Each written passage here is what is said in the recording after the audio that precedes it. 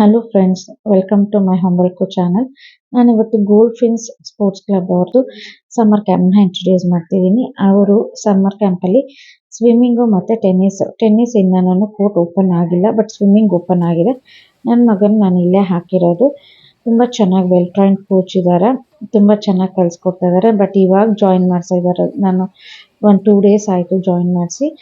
But ತುಂಬ ಚೆನ್ನಾಗಿ ಕಲಿತಾ ಇದ್ದಾನೆ. ಎಲ್ಲದನ್ನು ಫಸ್ಟ್ ವಾರ್ಮಪ್ ಇಂದ ಎಲ್ಲ ಕಲಿಸ್ತಾ ಇದ್ದಾರೆ.